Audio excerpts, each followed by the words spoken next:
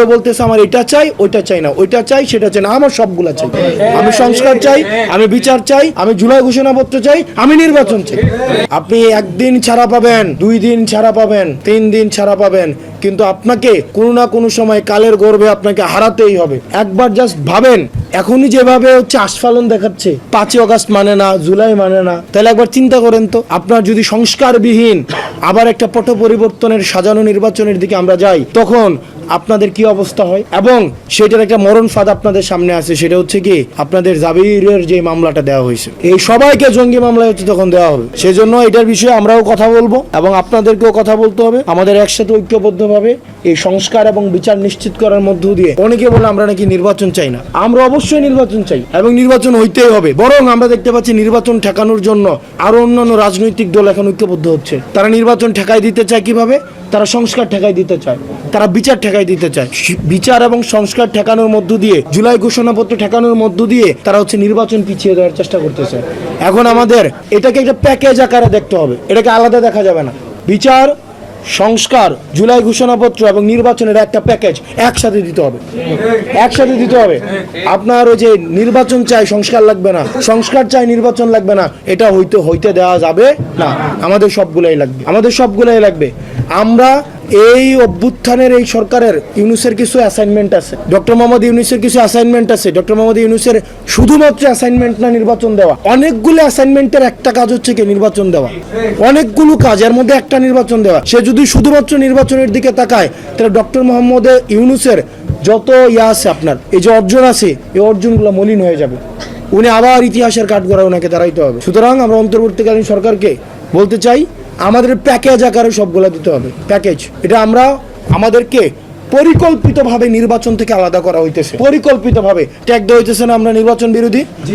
আমরা কিন্তু নির্বাচন বিরোধী না, আমাদের সবগুলাই লাগবে। কেউ বলতেছে আমার এটা চাই ওইটা চাই না, ওইটা চাই সেটা চাই না, আমার সবগুলা চাই।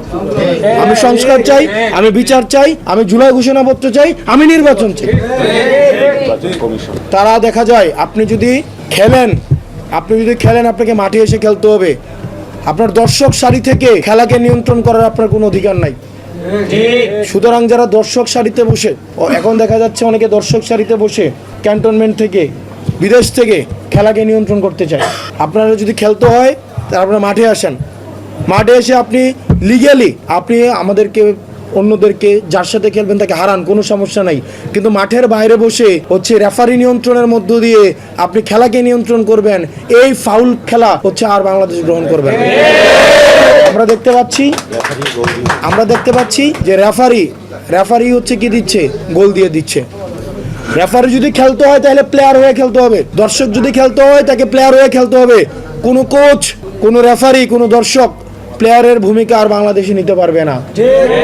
আমরা দেখতে পাচ্ছি এগুলো এখনো এই ষড়যন্ত্রগুলো চলছে, মাঠের বাইরে থেকে ফাউল করার চেষ্টা করছে। 5ই আগস্ট যেভাবে হাসিনাকে রেড কার্ড দেখিয়েছে মানুষ, ঠিক একইভাবে আমরা রেড কার্ড দেখানোর জন্য প্রস্তুতি নিতে হবে।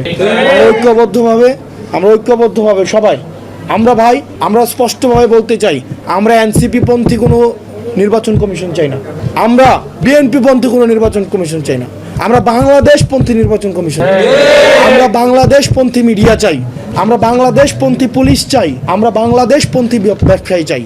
কোনো রাজনীতিকে, যারা ব্যবসায়ীর ছদ্মবেশে রাজনীতিকে নিয়ন্ত্রণ করে, যারা মিডিয়ার ছদ্মবেশে রাজনীতিকে নিয়ন্ত্রণ করে, যারা আপনার নির্বাচন কমিশনের বা কোনো সাংবিধানিক প্রতিষ্ঠানের ছদ্মবেশে যারা রাজনীতিকে নিয়ন্ত্রণ করে, তারাই ফাউল করবে।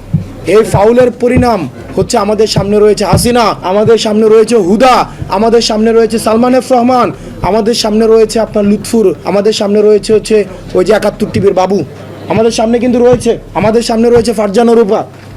যে এই ফাউল করলে কি ধরনের পরিণত হয়। আপনি 1 দিন ছাড়া পাবেন, 2 দিন ছাড়া পাবেন, 3 দিন ছাড়া পাবেন, কিন্তু আপনাকে কোনো না কোনো সময় কালের গর্ভে আপনাকে হারাতেই হবে। কারণ যেই মুহূর্তে আপনি একটা বেইনসাফি করবেন, ঠিক ওই মুহূর্তেই আল্লাহর পক্ষ থেকে আপনার জন্য একটা বেইনসাফি লেখা হয়ে যায়।